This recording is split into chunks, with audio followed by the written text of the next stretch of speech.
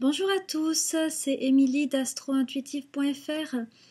J'espère que vous allez bien. Je suis hyper ravie de vous retrouver pour la petite vidéo mensuelle des énergies astro du mois à venir. Donc on va faire ensemble un petit résumé, un petit topo des principales énergies astrologiques. Le but de cette vidéo, c'est de vous fournir quelques éléments de compréhension des énergies dans lesquelles on est. Et l'idée, c'est de réussir à faire une sorte de synergie, on va dire, entre nos actions, entre ce qu'on peut faire concrètement dans notre quotidien, pardon, et les énergies astrologiques. En gros, comment on peut se mettre au diapason des énergies du ciel pour aller vers une sorte de fluidité. Parce que je ne sais pas si vous avez remarqué, mais des fois, on essaye d'agir dans la matière et il y a tout qui bloque parce qu'en fait, on est juste mal synchronisé, on ne fait pas les choses au bon moment. Et d'ailleurs, si on est sensible, on sent que notre intuition nous dit que c'est pas exactement le bon chemin. Et puis des fois, on est vraiment aligné avec le flux, on est aligné avec l'énergie de la vie, l'énergie du ciel, l'énergie de tout ce qui nous entoure. Et là, il y a tout qui se passe comme sur des roulettes. Donc, quelque part, l'idée de l'astrologie ou l'idée un petit peu de tout ça, ça serait d'essayer de pouvoir trouver cette fluidité et donc d'agir avec elle. Donc ce mois-ci, là, en ce moment, nous sommes dans le signe du Scorpion. Nous sommes dans le signe du Scorpion jusqu'au 21 novembre, si je ne me trompe pas, non, c'est ça. Et donc, je ne sais pas si vous avez senti, mais il y a une très nette différence d'énergie avec le mois d'avant, avec le mois de la Balance. Donc le mois de la Balance, c'était un mois tout en équilibre. On était dans un signe d'air qui a pu beaucoup nous questionner sur nos relations, sur le couple, sur l'amitié, comme on en avait parlé, sachant que ces questionnements sont loin d'être finis puisque Jupiter vient de rentrer en Balance et que Jupiter reste une année dans ce signe. Donc pendant une année, on va avoir une sorte de croissance et de quête d'expansion qui va se faire par rapport à nos relations. Donc c'est que le début de ce processus. Mais chaque année, en tout cas moi je le ressens, et certaines personnes sensibles le ressentent aussi, au moment où on arrive vers ce signe du Scorpion, donc aux alentours du 21 octobre, 21-22, il y a comme une intensification énergétique. Autant la Balance est un signe qui cherche l'équilibre, qui cherche à ne pas dépasser, autant le Scorpion est un signe qui va à fond dans les expériences, qui est extrêmement intense et qui est également un signe en lien avec l'émotionnel. C'est un signe d'eau. C'est ce qui signifie que ce mois-ci, nous pouvons être beaucoup plus concernés par ce que nous vivons. C'est-à-dire qu'on peut vivre des expériences qui nous prennent aux tripes, qui nous retournent, qui nous chamboulent, que ce soit en positif ou en négatif par ailleurs. Sachant d'ailleurs que dans le signe du Scorpion, c'est pas toujours, l'extérieur, la réaction intérieure peut ne pas avoir de rapport avec ce qui se passe à l'extérieur. C'est-à-dire qu'on peut être très fortement chamboulé par quelque chose qui n'est pas si grave que ça. Donc tout ça est un peu en lien avec ce signe du Scorpion qui est, rappelons-le, un signe d'eau, un signe fixe. Donc on est dans le signe le plus intense au niveau émotionnel. Donc si ça travaille au niveau de vos émotions, j'ai envie de dire pas de panique. Il faudrait les accueillir, les accepter et puis prendre conscience de leur nature éphémère en fait. Il y a tout qui passe et d'ailleurs vous allez le voir d'ici quelques jours, le 21 novembre on passera en Sagittaire, donc voilà, cette énergie va de nouveau changer. Donc rappelons-nous une chose, c'est que chaque signe a une planète qui lui est reliée. La planète du Scorpion, c'est Pluton. Pluton, qui d'ailleurs n'est plus une planète maintenant, c'est un planétoïde, donc le plus éloigné du système solaire. Pluton est une planète qui nous parle de transformation et de changement. Ce n'est pas comme Uranus, qui est également une planète de transformation et de changement, dans le sens où Uranus est une planète qui amène des changements extérieurs qu'on ne contrôle pas, c'est-à-dire des choses inattendues, des bonnes nouvelles, des fois des mauvaises nouvelles, des choses qui nous bousculent, en tout cas, dans tous les cas que nous on le vive comme bien ou mal, qui nous réalignent, on va dire, à notre chemin de vie, à notre destinée. Et bien dans le cas de Pluton, c'est pas quelque chose qui vient nécessairement de l'extérieur, c'est plutôt une transformation intérieure. Pluton est une force qui a pour but de nous réaligner avec notre âme et d'enlever tout ce qui est superflu, tout ce qui va empêcher notre croissance, tout ce qui est en trop. C'est pour ça que Pluton est en lien avec la mort, parce que quelque part, c'est comme, vous voyez la nature en ce moment, la nature en ce moment nous parle de ce signe du Scorpion et elle nous parle de Pluton, c'est la même chose. On voit donc les arbres qui perdent leurs feuilles. Et d'ailleurs, je ne sais pas si vous avez constaté, mais je pense que oui, c'est magnifique. C'est-à-dire que je sais que beaucoup de personnes appréhendent la mort, et c'est pas toujours la mort physique, j'entends la mort, la fin des choses. Et ben, quand on voit la nature, quand on voit ces feuilles qui tombent, qui deviennent d'abord rouges et qui ensuite couvrent le sol, il y a quelque chose de magnifique. C'est comme si la nature nous donne un message. Et c'est parce que ces feuilles tombent qu'au printemps, les bourgeons pourront revenir et donner des nouvelles feuilles. Donc c'est non seulement beau, mais c'est aussi un processus de vie en réalité, un processus nécessaire de renouvellement. Donc tout ça pour dire que ce mois du Scorpion, il est juste l'analogie pour nous en tant qu'êtres humains avec ce qu'on voit dans la nature. Donc c'est un moment pour nous pour peut-être enlever tout ce qui est superflu. Ça peut être très pragmatiquement chez nous, par exemple les objets qui nous encombrent, les papiers qu'on n'a pas triés, enfin toutes ces choses-là. En ce sens, ce moment du Scorpion ressemble un petit peu à ce qu'on a déjà vécu au moment de la Vierge, où on parlait de purification, de tri. Il ne faut pas oublier qu'en astrologie, le Scorpion et la Vierge sont des signes en sextile, c'est-à-dire des signes qui s'entendent bien entre eux, donc ils ont des points communs. Donc on va retrouver ça, hein, cette envie qu'on va avoir de se dépouiller presque, d'enlever tout ce qui est en trop, tout ce qui va nous encombrer. Donc on peut le faire chez soi en faisant son ménage, mais on peut aussi le faire intérieurement, encore une fois, sur, je sais pas, des croyances, sur des choses qui aujourd'hui on sent qu'on est encombré par des fardeaux de notre passé, par des relations anciennes aussi, dont on porte encore le poids énergétique. Donc c'est un bon moment, là, jusqu'au 21, pour faire ce nettoyage. Alors par rapport aux relations, justement, je sais que beaucoup de gens portent encore énergétiquement les marques de relations qui pourtant aujourd'hui sont terminées.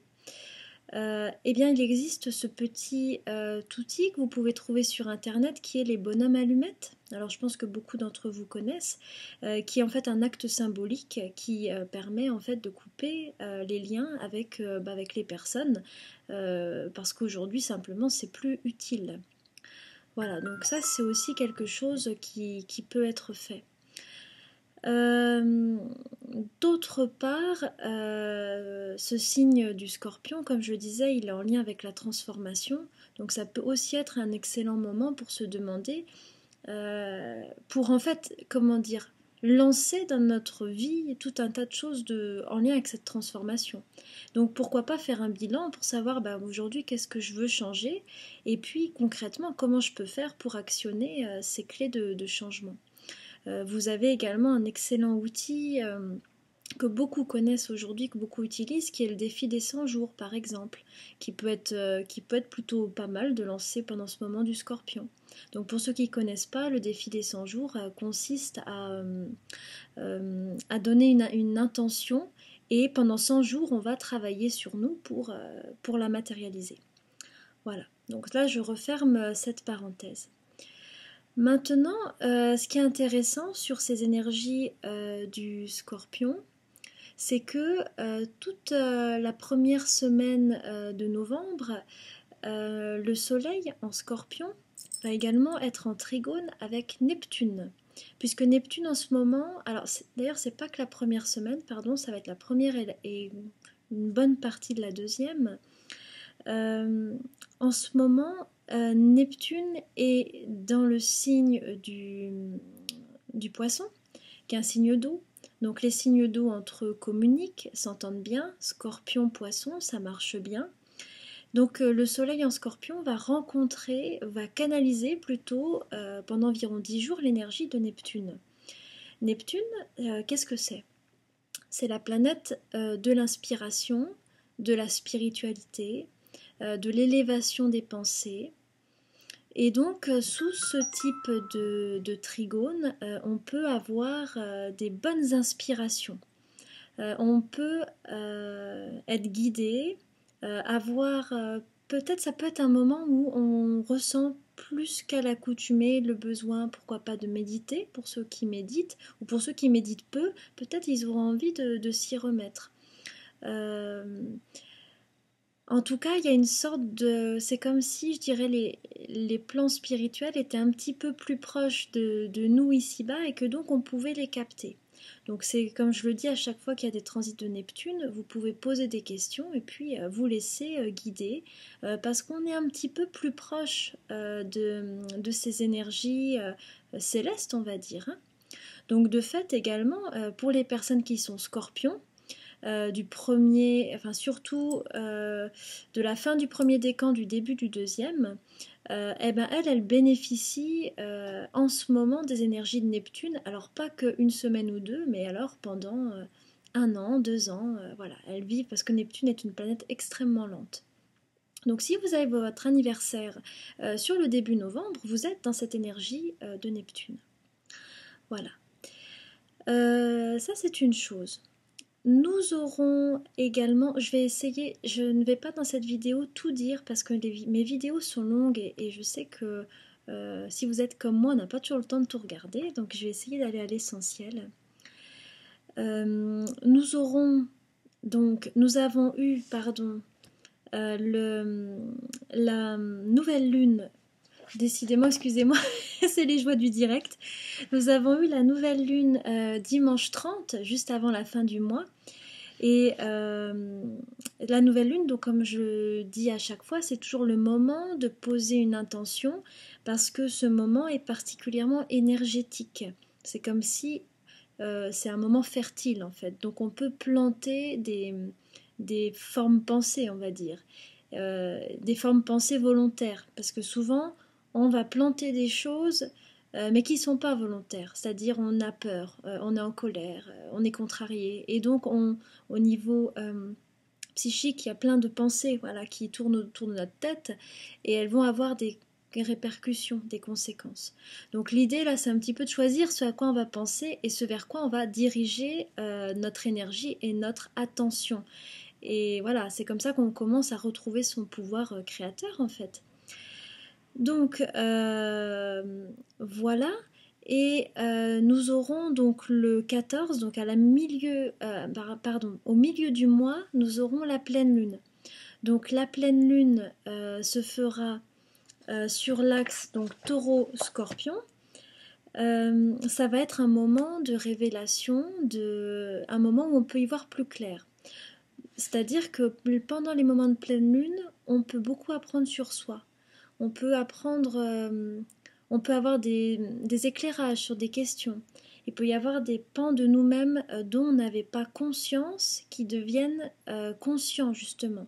Puisque la pleine lune, c'est un moment où tout ce qui était dans l'ombre en fait est éclairé. Hein, donc tout ce qui était un peu inconscient peut devenir conscient. Donc c'est très intéressant au niveau psychologique. Et puis également voilà, d'observer, tiens, qu'est-ce que je vis autour de cette pleine lune, parce que quelque part c'est comme la pleine lune, c'est un guide. Hein, elle est là pour nous éclairer, elle est là pour nous aider. Et donc si vous avez posé des intentions à la nouvelle lune, et ben des fois vous pouvez voir des fruits, vous pouvez voir une récolte au moment de cette pleine lune. Alors bien sûr il y a des intentions qui, comment dire, ne peuvent pas se réaliser en 15 jours. Soyons réalistes, mais sur des intentions qu'on a depuis un petit moment, ben vous pouvez être surpris que des fois le dénouement se passe au moment de cette pleine lune. Voilà. En ce moment dans le ciel, on a également une conjonction entre Vénus et Saturne, puisque Vénus est dans le signe du Sagittaire en ce moment. Elle y sera jusque... Alors je l'ai noté sur mon petit papier qui est à côté jusqu'au 12 novembre. Donc en ce moment, voilà, Vénus qui est une planète légère, qui est une planète en lien avec les relations, rencontre Saturne, qui est le dieu du temps et qui est aussi le maître du karma, des engagements, des choses ancrées, des choses faites pour durer. Donc le climat relationnel n'est pas très léger en ce moment, on est plutôt dans des, comme je le disais, dans des engagements, dans des contrats passés, dans des,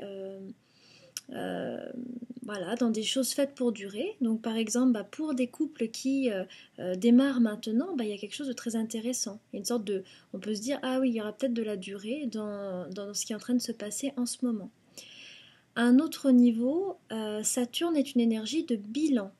Donc, on peut être amené sur ce mois de novembre à particulièrement réfléchir à nos relations et à nous demander encore une fois, est-ce que ça va? Est-ce que ça nous convient? Si je m'engage, est-ce que je suis prêt à aller dans cette direction avec l'autre? Etc. Donc, quelque part, ce Saturne, il joue un petit peu comme Jupiter en balance dont je parlais lors de la dernière vidéo. Il va quelque part, c'est comme un scan, on va dire, de nos relations et de nous-mêmes. Si pendant ce transit de Vénus avec Saturne, tout se passe bien pour vous, c'est que quelque part, tout va bien, c'est aligné quelque part. Mais si dans vos relations, vous commencez à vous poser beaucoup de questions, là, Saturne vient dire, il y a peut-être quelque chose à reconsidérer, à réfléchir, ou voilà, des choses comme ça. Voilà pour cette conjonction Vénus-Saturne. Et puis en même temps, cette Vénus, de loin en loin, on pourrait dire qu'elle est un peu plombée comme ça par ce Saturne tout de terre et de profondeur. Mais en même temps, comme je le disais, ça l'ancre, donc quelque chose d'intéressant. Et en même temps, de loin en loin, elle reçoit le trigone d'Uranus dans le signe du Bélier. Puisque nous arrivons sur une phase en 2017 où la planète Uranus et la planète Saturne seront en trigone. Pourquoi? On a Uranus en Bélier, signe de feu, on a Saturne en Sagittaire, signe de feu, et signe de feu entre eux, s'entendent bien, ça forme un trigone. Donc cette Vénus, elle est à la fois ancrée, et en même temps, il y a des sortes d'opportunités, il y a du changement, il y a du renouveau, il y a quelque chose d'assez joyeux, peut-être des nouveaux projets. Donc elle est plombée, mais pas si plombée que ça. Donc au niveau des relations, ça peut être peut-être ancrer quelque chose pour aller plus loin. Ça peut être des nouvelles rencontres amicales, des nouvelles perspectives en tout cas qui s'ouvrent. Donc tout ça, ce sont des transits rapides, puisque Vénus est une planète rapide. Mais enfin, ça va créer un climat astrologique qui peut être assez sympathique, on va dire. Donc ça sera exact samedi 5 novembre, le trigone de Vénus à Uranus. Et je pense qu'il faudra en profiter parce que notre Vénus, donc toute la sphère relationnelle, va vivre un changement de décor dans les jours qui vont suivre.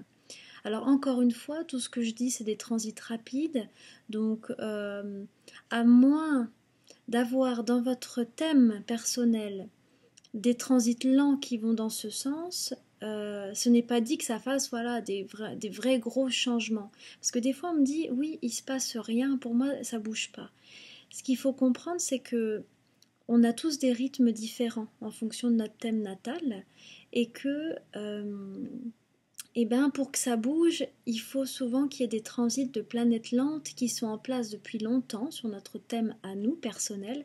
Puis à un moment donné, il y a un transit de planètes rapides qui arrive et ça va créer une énergie réelle de changement.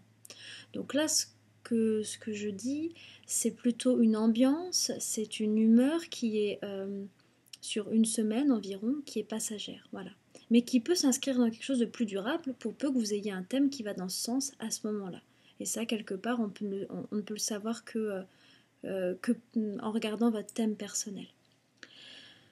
Donc, cette Vénus, samedi 12, elle rentrera dans le signe du Capricorne.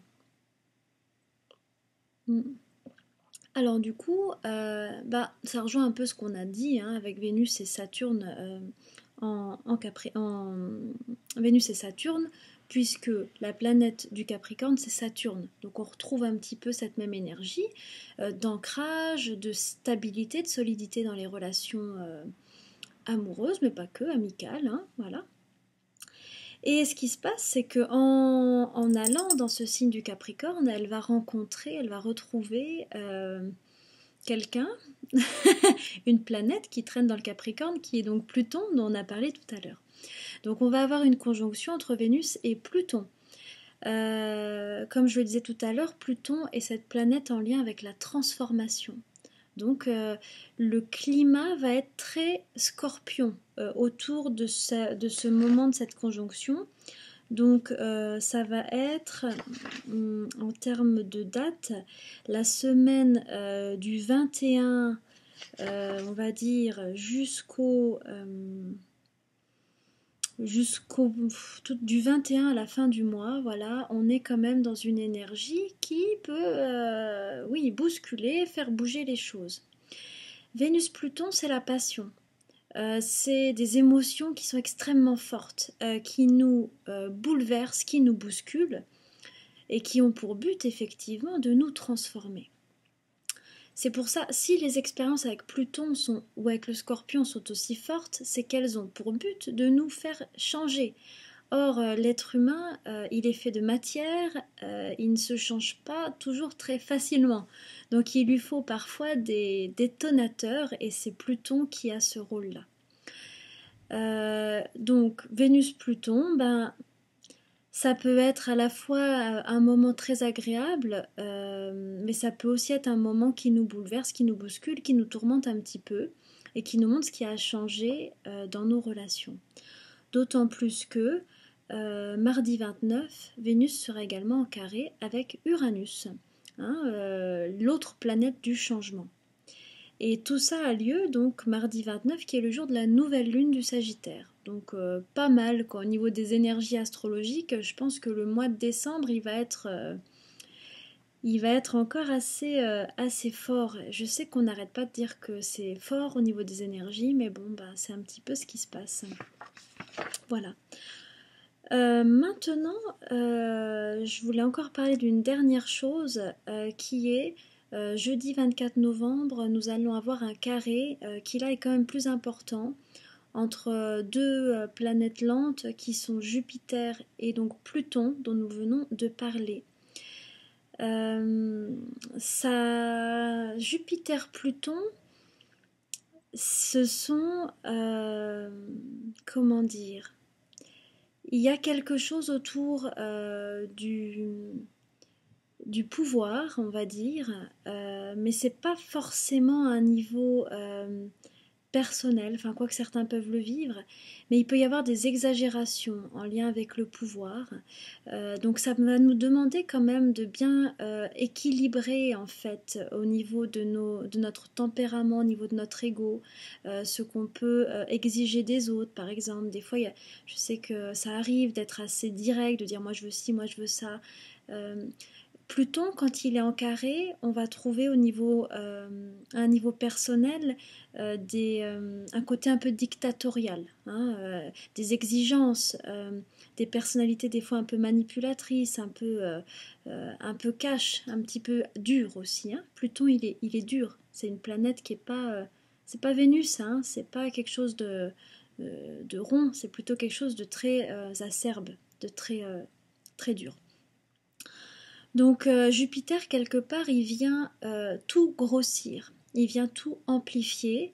Donc il peut amplifier des dérives plutoniennes en lien avec, comme je le disais, des traits de caractère un peu dictatoriaux. Mais je pense surtout que ça va agir à un niveau mondial. Donc comment, ça je ne sais pas encore, mais souvenons-nous que Jupiter est en balance, donc Jupiter essaye de mettre en place des accords mondiaux pour la paix, pour la bonne entente entre les peuples. Donc ça, c'est un petit peu le propos de ce Jupiter en Balance. Et puis là, il est contrecarré par Pluton, par une forme de violence, par des énergies qui n'ont pas envie forcément de ces accords de paix. Donc c'est une sorte de lutte, je pense, entre ces deux énergies. Voilà, maintenant, on va observer un peu ce qui se passe au niveau mondial. On va voir un petit peu ce que ça donne. Voilà. Et donc, pour conclure tout ça, nous aurons, comme je le disais, le 21 novembre, le Soleil qui passera en Sagittaire. Donc là, on changera de décor, parce qu'il ne faut pas oublier que les signes qui se suivent ne se ressemblent pas du tout. Et que quelque part, le Sagittaire est un signe très enthousiaste, très idéaliste, très lumineux, c'est un signe de feu. Et donc, c'est comme si on va sortir de cette traversée émotionnelle du Scorpion comme nettoyé, purifié, régénéré, et on va pouvoir se lancer vers des nouveaux projets, des nouvelles envies, peut-être des envies de voyage, des envies de découvrir, parce que tout ça c'est le champ d'expérience du Sagittaire.